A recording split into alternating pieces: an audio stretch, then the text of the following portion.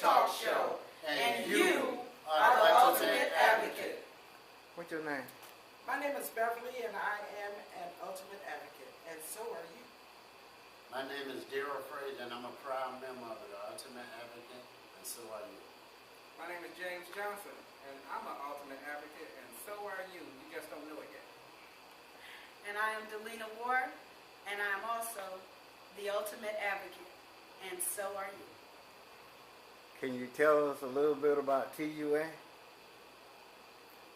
TUA is an organization for community action and empowerment that was created to uplift each person first and using their own voice as an advocate for themselves. And you can also help others as well, being the ultimate advocate and showing them that they have a voice too. To me, TUA, through Pastor Thompson, is showing me and others how the power of God is in you, and not to listen to what other people and businesses are telling you, that you have the power. Don't relent that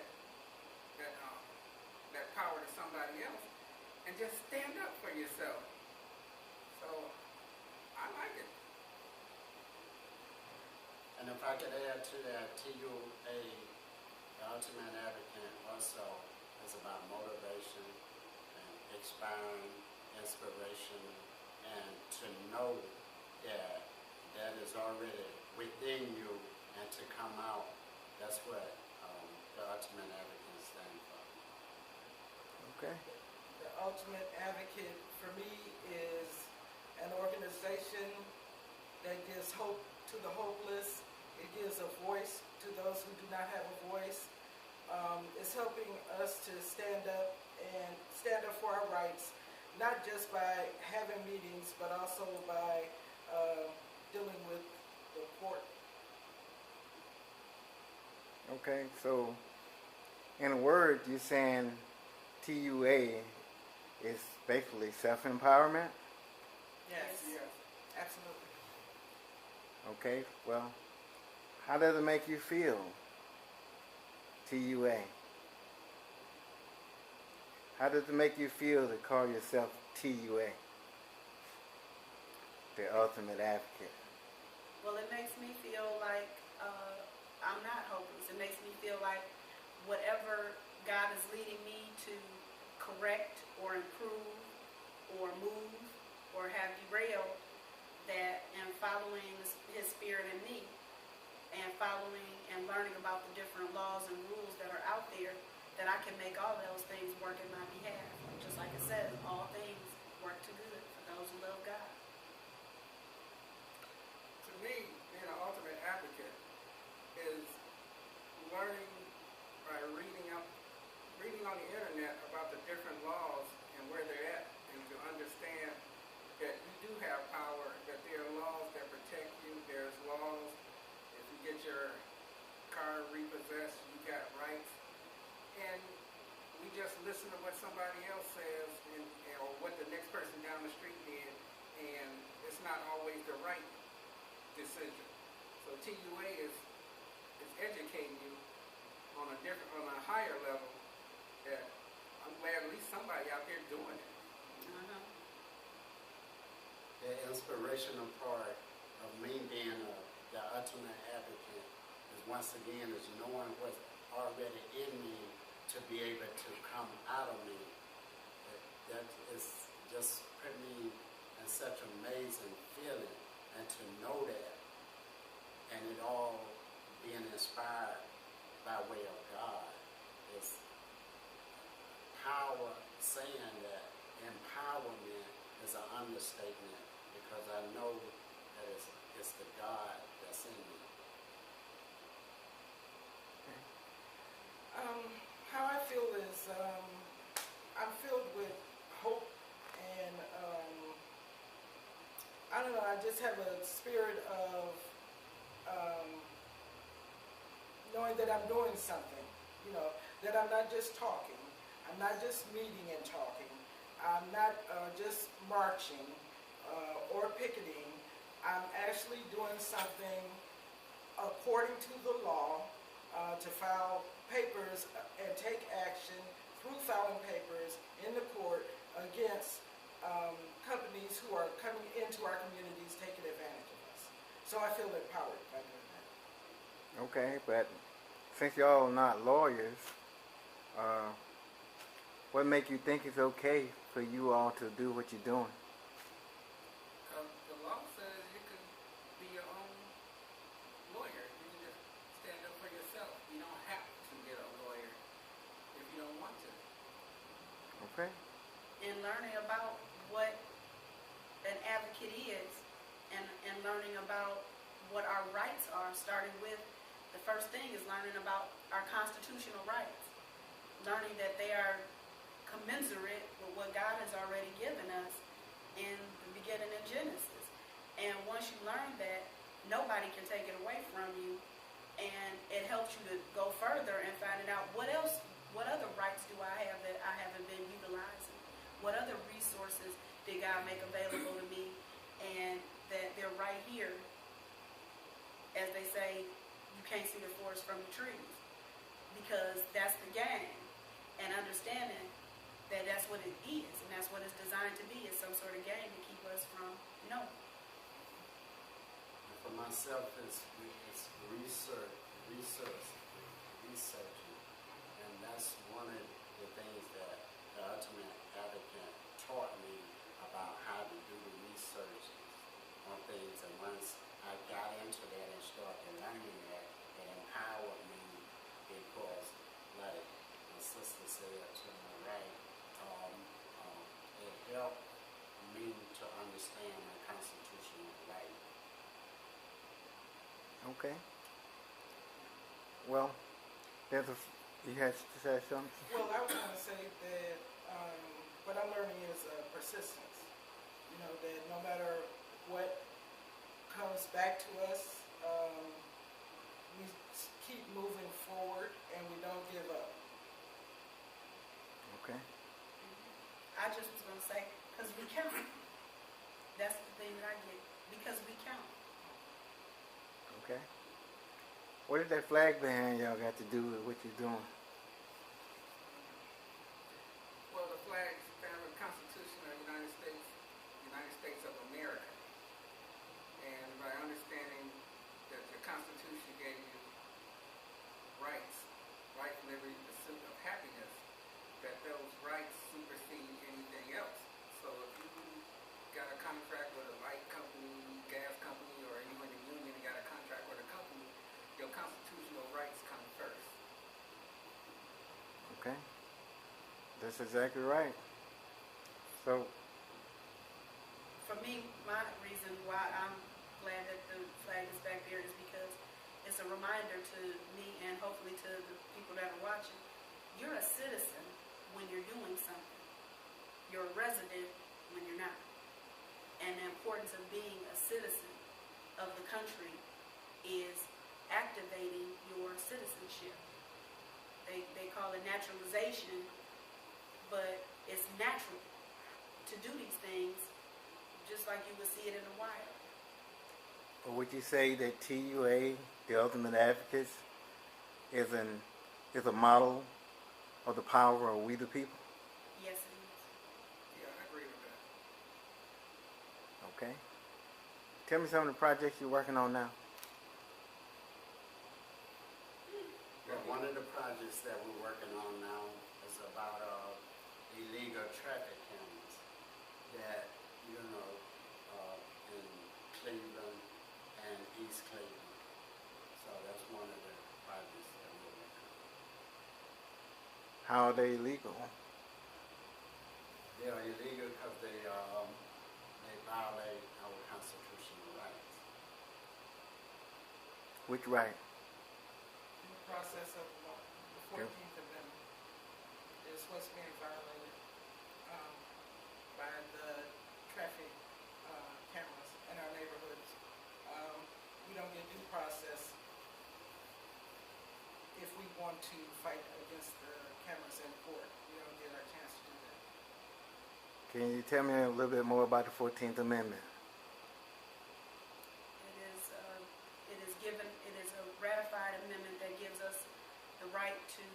liberty, and the pursuit of happiness.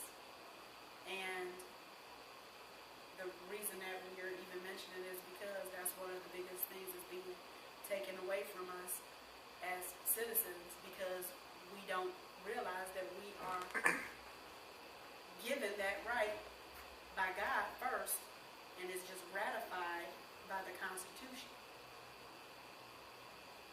Okay. What about the state constitution? Is it ratified by the state constitution? Yes. Yes, it is. What about abandoned houses? Are y'all doing anything about that? We're working against the blighted and nuisance houses. Okay. That's a crime, isn't it? Yes, it is. So, go ahead. I looked at, you gotta look at, if you're in a neighborhood and there's an abandoned house 2 or 3 houses or down the street from you, that abandoned house is bringing down the value of your house. And you can take action against that. Because you gotta look at, if that abandoned house had a kid, and that nuisance house had a kid, and he came down the street and threw a baseball through your window, you're going to go down to that parent and make them pay for the repair of your window. But that abandoned nuisance house is bringing down the value of your property. You don't need to go get insurance for that. You can go sue that owner of that abandoned nuisance house to get recourse, for losing money. And if I could add to that, it's also a safe haven for crime. And that's one of the biggest things that goes on in our neighborhood, is the crime that takes place and that erodes, and it's just so bad for the neighborhood all the way around. In addition, it's oppressing. It's adding to the oppression that is already pressing down on the citizens of the community. In addition to the crime and drugs, the abandoned houses, when you continuously walk by them in your daily activities, is being termed the hood disease, because it's like PST, post-traumatic stress disorder, that's affecting the community. We don't even know it because we kind of adopt to our circumstances, but that's something that we're going to have to learn how to stop doing. Stop adopting to bad circumstances. And blighted and nuisance houses are adding to the oppression of the neighborhood. And furthermore, Well, it sounds like you're saying that these blighted and nuisance houses are turning our community into a war zone, a combat zone. That's exactly what I'm saying. yes, and it's more than just the houses. It's all of the properties. Because we just, over where I work, we just had a woman that was killed and found dead behind the building that has been vacant for quite some time. And it also is oppressing because when you're trying to find a business, like if you wanted to start your own business, you see all of these places that are vacant and they're being utilized, but they're being utilized for the wrong things. Instead of upliftment, they're being utilized for oppression and depression and repression instead of upliftment and empowerment, which is what the citizens are supposed to be looking for, what I'm looking for as a citizen. You know, if I wanted to get a building, you know, I don't want to get it in a rundown neighborhood. So it makes it unappealing for somebody to come to it. Just by being in the situation or state that it's in, it causes problems on every realm of the spectrum. Well, do the owner or the people that hold interest in that property that they found the young lady, do they have any responsibility or obligation? I would say so. It's inducing violence. It's, yes. Aiding and abetting, they gave a refuge for a place for something bad to happen, whether it's drugs or the killing. You have to do research to look into the laws to see, do they have some type of responsibility? So they basically was accessory to that crime. Exactly. Yeah. You They- have to look at the definition of what accessory is or what a lawsuit is, and don't just assume from watching a TV show. And yeah, Terrorism, everything. That being said, can anybody tell me about the box? The chamber? Amen. well, you talked about the box as being a poor neighborhood and business along with the government, with the city officials come in and put down these traffic cameras and strategically place them around a poor neighborhood to charge like $95, $100 a pop if you get caught by an agency that's not a law agency. It's a company. It's not a law agency, but yet they're taking pictures of your car saying you speeding, and you don't have any recourse because sometime at 5 o'clock traffic, if traffic is jammed and here comes an ambulance, you gotta move, which means as soon as you move forward, you're gonna get a ticket. But you have no recourse to fight that ticket because somebody looking at a picture, you running a light, can't see that there was an ambulance that you had to move.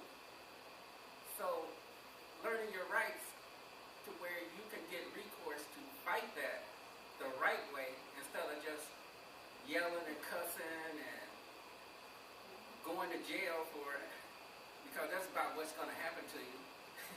And learning to stay calm and learn your rights, you can do something. Okay. My definition, one of my definitions of when I think of the box, I think of boundaries. And when I think of boundaries, I look on what's in that boundary. And like my sister Beverly was saying, we learn to adapt to a situation that we are living in. And if we're not careful, we become living within a boundary that can put us in a box. And if we don't understand the boundary that we're in, we never can realize that we are living within a box because we see the same thing going on, whether it's a Newsom or abandoned house, and we never get out of that, and whether we're going, to work or going to the store to purchase something, we adapt. Unfortunately, we adapt, and we still living in a box, and we never get out of that boundary. So Well, that sounds like adapting to slavery. Well, that's all it is.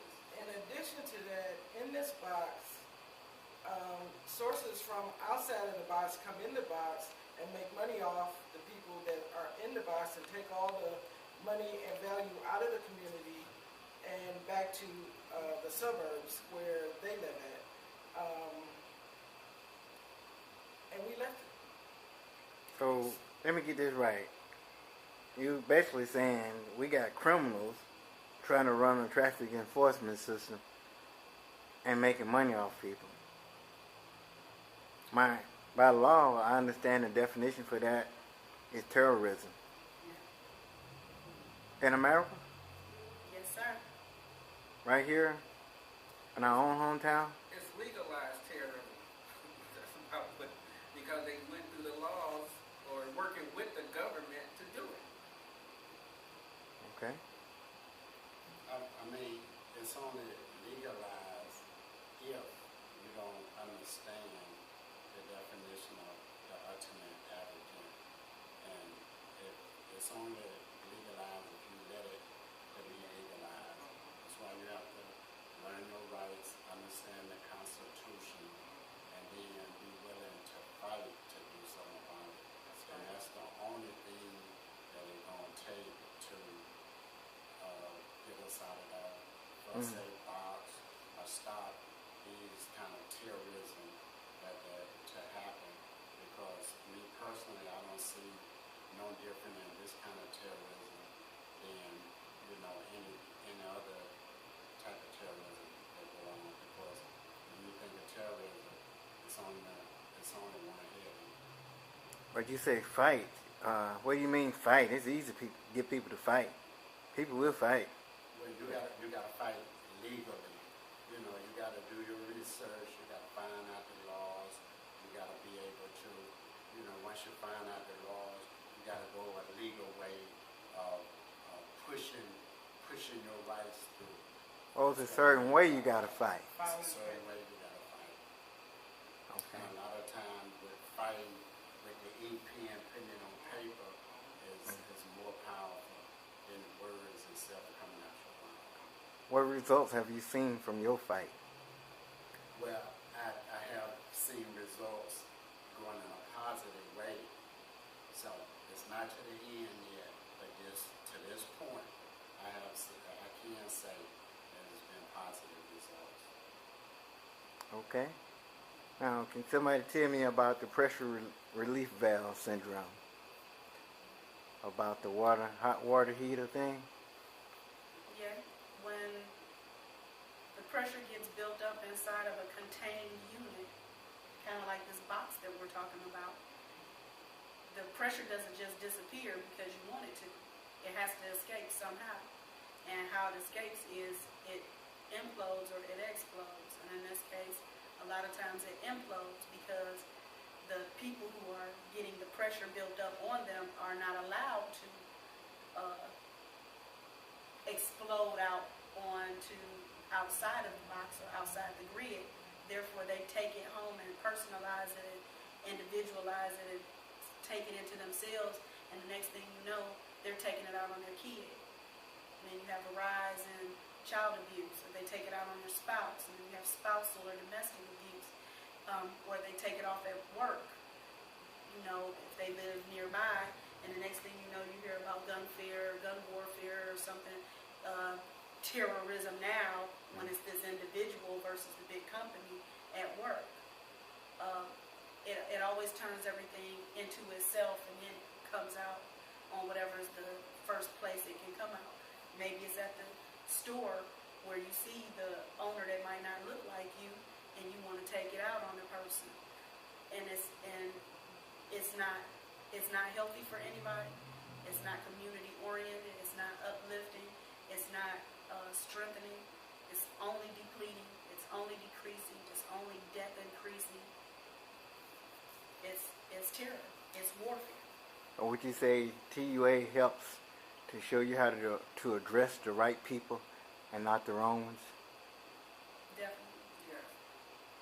Okay. Get your hand up, Brother Fraser. Well, yes, for myself, when I think about pressure in a pipe, and especially when me doing construction work, literally I see what pressure in a pipe do. So if I could take the thought of pressure in a pipe and I could put it inside of a community or for say box where people live when they don't have jobs, losing property, all of that stress. Pressure don't discriminate. When they build up to a certain point, they're going to explode right at that point. So we're living in a box and you living amongst a lot of pressure. I mean, we could be the person that's trying to do the right thing, and so someone sitting right beside us could be under some type of pressure, and we get a chance to have something happen to us that we don't deserve. And that's where a lot of the killing and all of that stuff comes from. So when we think of, when I think of pressure in a pipe, that's what comes to mind. So, anybody ever heard of a hot water heater building up pressure and too much pressure? Yeah. What can happen? It could explode. It can explode. Kill everybody How in the big an house. explosion can it make? Blow the house off the foundation.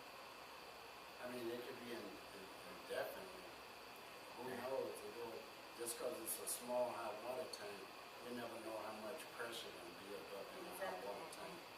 Could you say it can blow a whole house apart? Yes. Yeah. And the neighbor.